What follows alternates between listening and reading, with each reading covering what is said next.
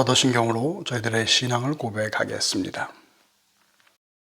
전능하사 천지를 만드신 하나님 아버지를 내가 믿사오며 그 외아들 우리 주 예수 그리스도를 믿사오니 이는 성령으로 잉태하사 동정녀 마리아에게 나시고 본디오 빌라도에게 고난을 받으사 십자가에 못 박혀 죽으시고 장사한 지 사흘 만에 죽은 자 가운데서 다시 살아나시며 하늘에 오르사 전능하신 하나님 우편에 앉아 계시다가 저리로서 산자와 죽은 자를 심판하러 오시리라. 성령을 믿사오며 거룩한 공회와 성도와 서로 교통하는 것과 죄를 사하여 주시는 것과 몸이 다시 사는 것과 영원히 사는 것을 믿사옵나이다. 아멘. 기도하겠습니다. 삼위일체 여호와 하나님 앞에 찬양하며 예배드릴 수 있게 하심을 감사드립니다. 우리의 모든 사정을 아시는 여호와 하나님, 우리에게 복 주시기를 원하시는 여호와 하나님, 우리를 위해서 십자가에 달려 죽으시고 부활하신 예수 그리스도, 날마다 예수 그리스도를 증거하며 깨우치게 하시는 성령 하나님, 이 모든 삼위일체 하나님의 은혜로 말미암아 오늘 우리가 예배자가 되었습니다. 신령과 진정으로 올려드리는 저희들의 예배를 받아 주시옵소서. 이것뿐만이 아니라 온 세계 사방에 흩어져서 오직 주님만을 바라고 예배하기를 소원하는 주님의 신령한 성도들을 굽어 살펴 주시옵소서. 필요한 은혜를 나리워 주옵소서. 오직 여호와 하나님께만 영광이 되게 하여 주시기를 원합니다. 저희들이 때때로 알고도 또 모르고도 지은 죄들이 있습니다. 그러한 죄들을 가지고 이 예배에 참석치 않게 하여 주옵소서. 모두 생각나게 하여 주옵소서. 그리스도 예수의 십자가 앞에 나의 모든 죄들을 내려놓게 하여 주시기를 원합니다.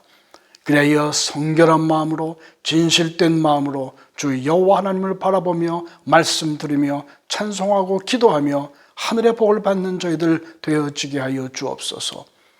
이 예배 시간 동안 저희들의 마음을 여호와 하나님 앞에 집중케 하여 주옵소서. 그리스도 예수의 십자가만을 붙들게 하여 주옵소서. 하늘로부터 내리는 수많은 은혜를 조금도 헛되이 흘려보내지 않을 수 있도록 주님께서 모든 것 주관하여 주시옵소서. 예수 그리스도의 이름으로 기도드리옵나이다. 아멘. 하나님의 말씀을 읽겠습니다.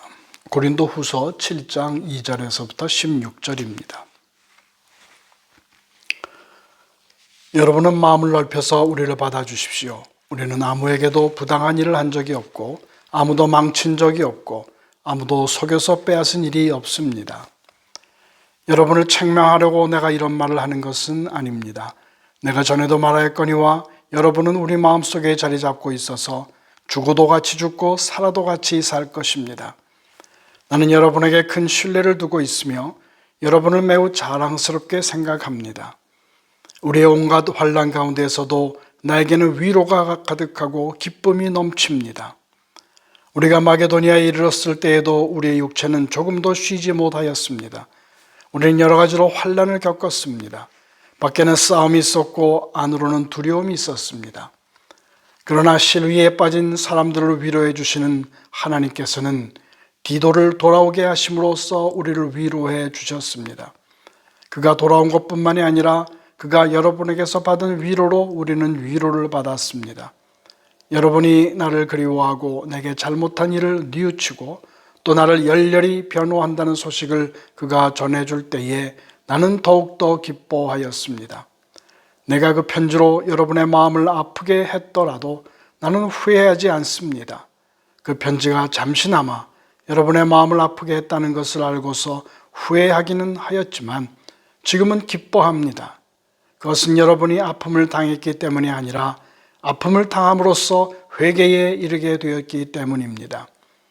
여러분이 하나님의 뜻에 맞게 아파하였으니 결국 여러분은 우리로 말미암아 손해를 본 것은 없습니다.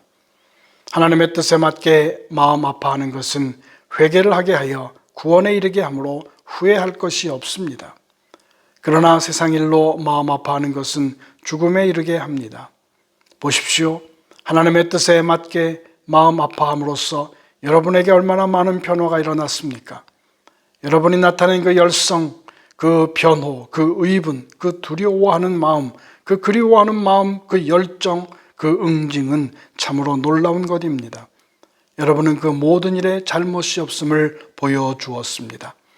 그러므로 내가 여러분에게 편지한 것은 남에게 불의를 행한 사람이나 불의를 당한 사람 때문이 아니라 우리를 위한 여러분의 간절한 마음이 하나님 앞에서 여러분에게 환히 나타나게 하려는 것입니다.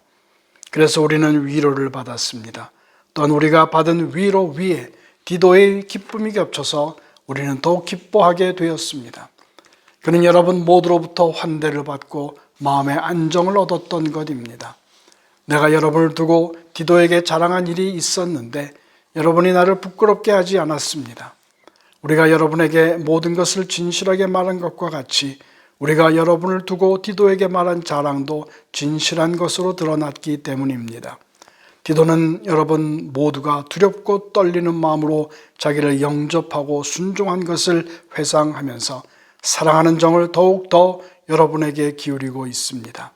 나는 여러분을 온전히 신뢰할 수 있게 된 것을 기뻐합니다. 아멘. 반갑습니다. 오늘도 귀한 예배의 시간 드리게 하심을 감사드립니다. 어제 쇼킹한 뉴스를 들었습니다. 미국 대통령 부부가 코로나 바이러스에 감염되었다고 하는 뉴스입니다. 미국 대통령이 어떤 분입니까? 세계에서 가장 완벽한 경호를 받는 분들입니다. 그런데도 코로나 바이러스를 막아내지 못했습니다. 현재 미국에서 코로나 바이러스에 감염된 사람은 730만 명입니다. 그 가운데에 21만 명의 사망자가 생겼습니다.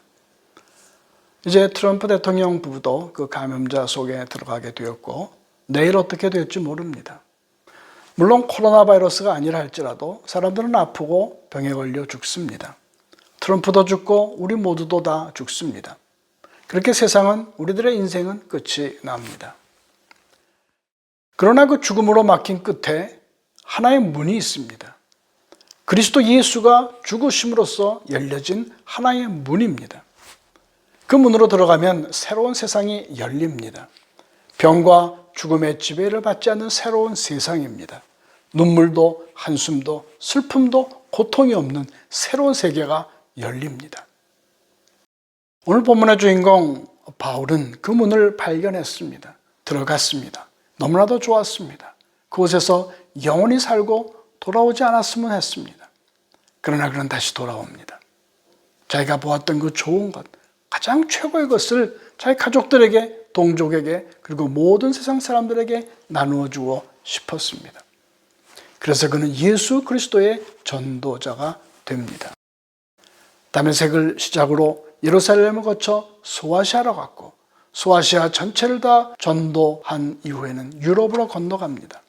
마게도니아를 거쳐서 그리스 반도의 가장 남쪽 끝에 있는 고린도에까지 갑니다.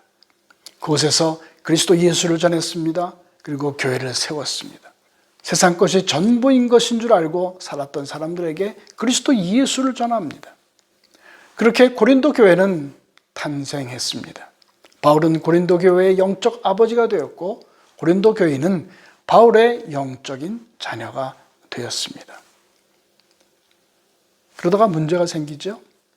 자녀를 키우다 보게 되면 미운 7살이 있고 질풍노도와도 같은 사춘기가 있는 것과 마찬가지입니다.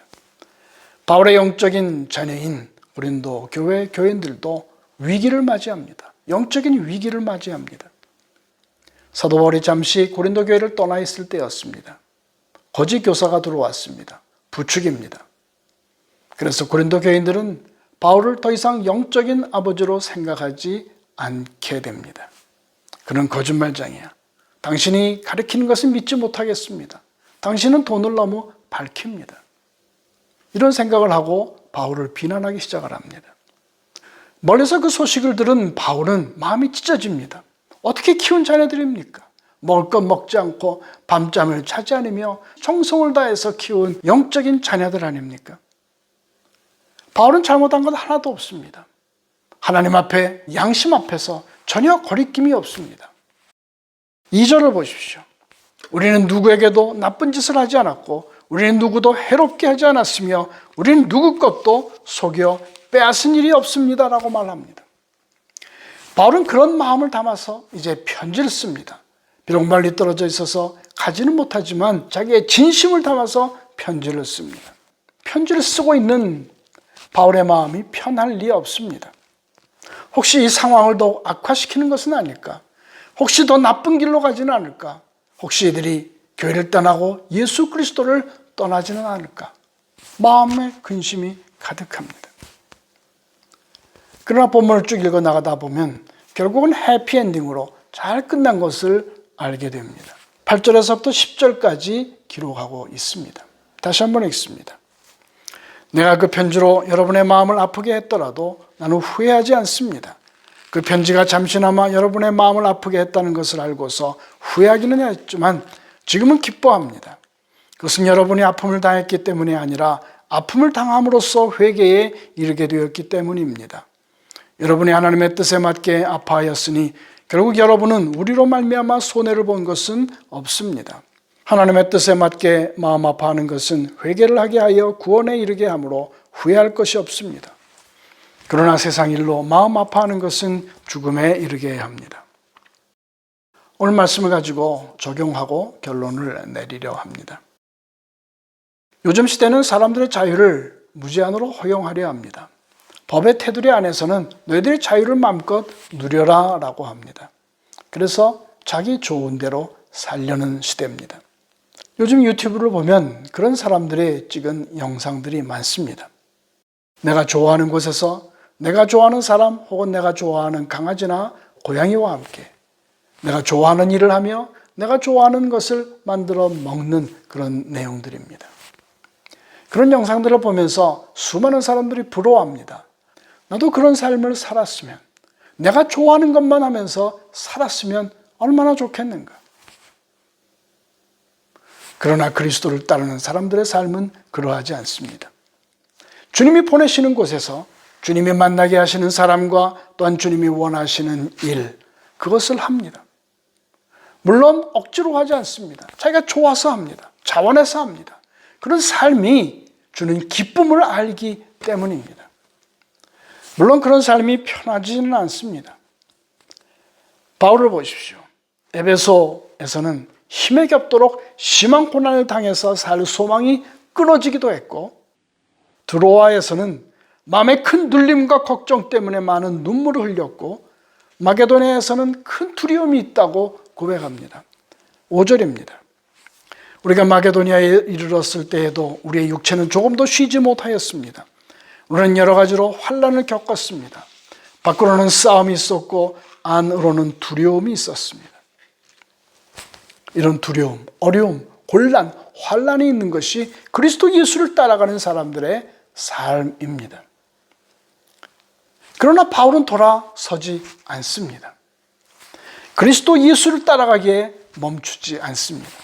왜입니까? 그리스도 예수를 따라가는 삶은 비록 환난과 고난이 있을지라도 이 세상이 주는 어떤 것보다도 더 큰 위로를 받을 수 있기 때문입니다. 6절을 보십시오. 그러나 실의에 빠진 사람을 위로해 주시는 하나님께서는 디도를 돌아오게 하심으로써 우리를 위로해 주셨습니다.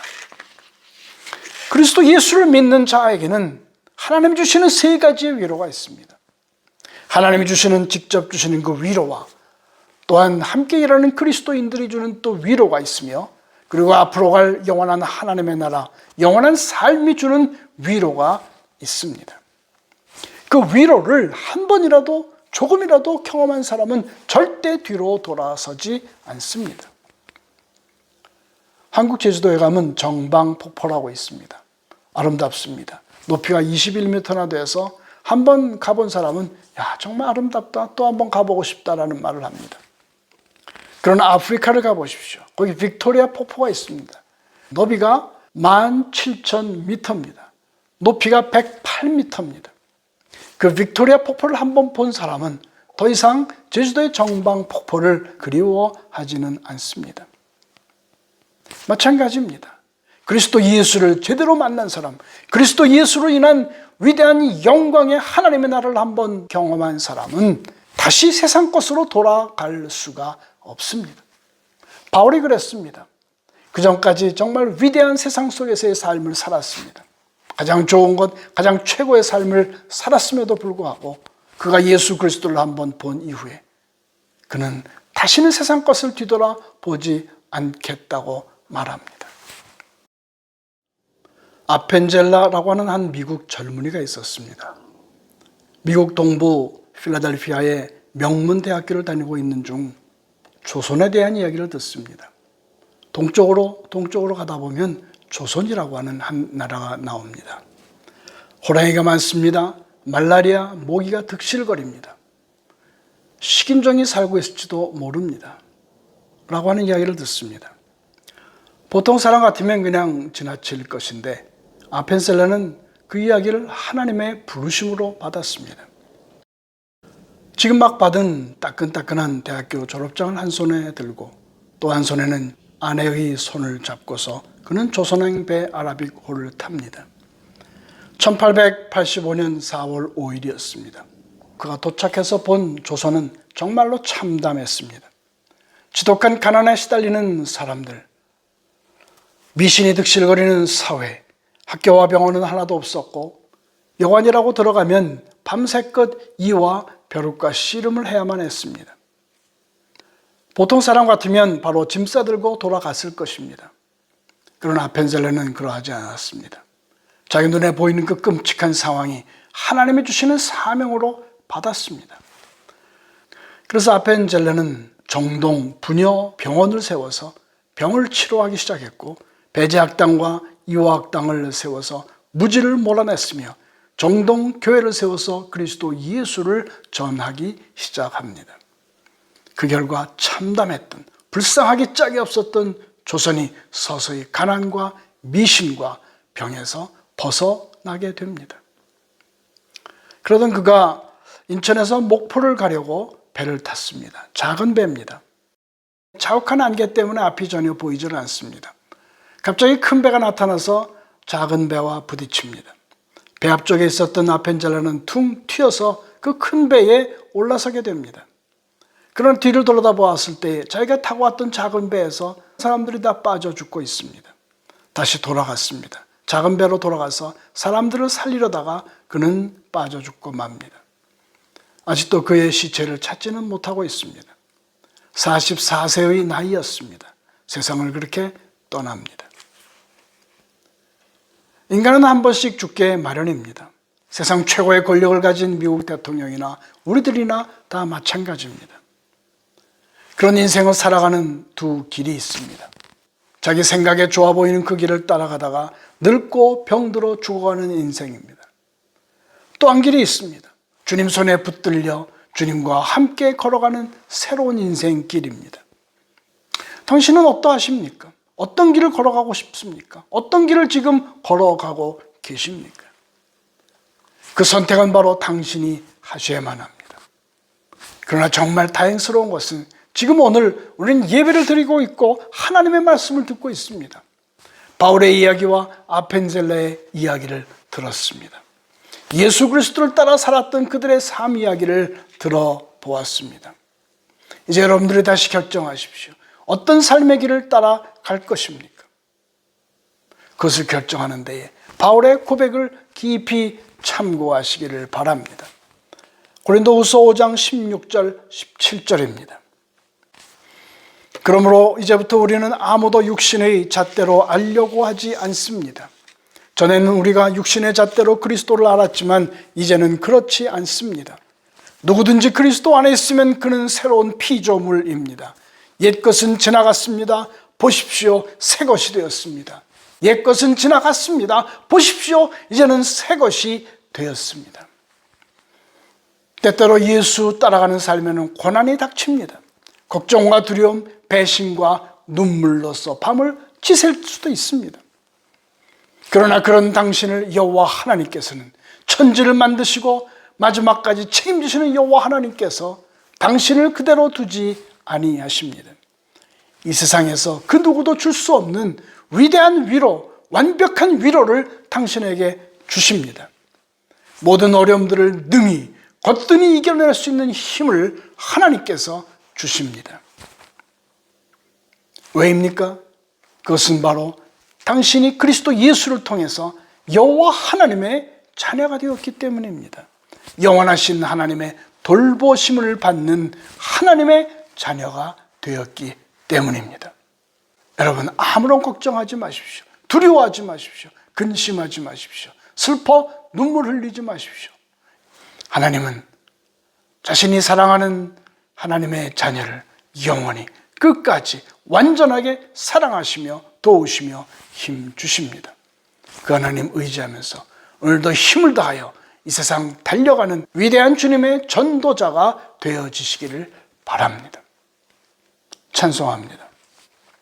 힘들고 지쳐 낭만하고 넘어져 일어날 힘이 없을 때 조용히 다가와 손 잡아주시며 나에게 말씀하시네.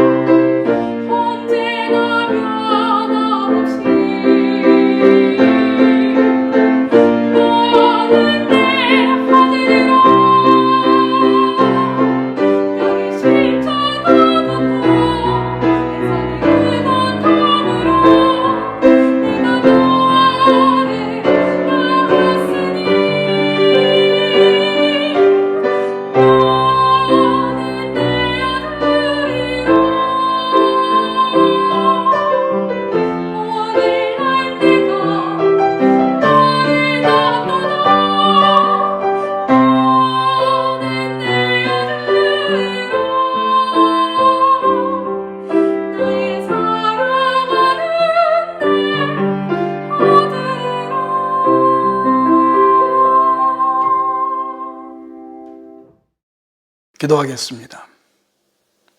하나님 고맙습니다. 말씀을 주셨습니다.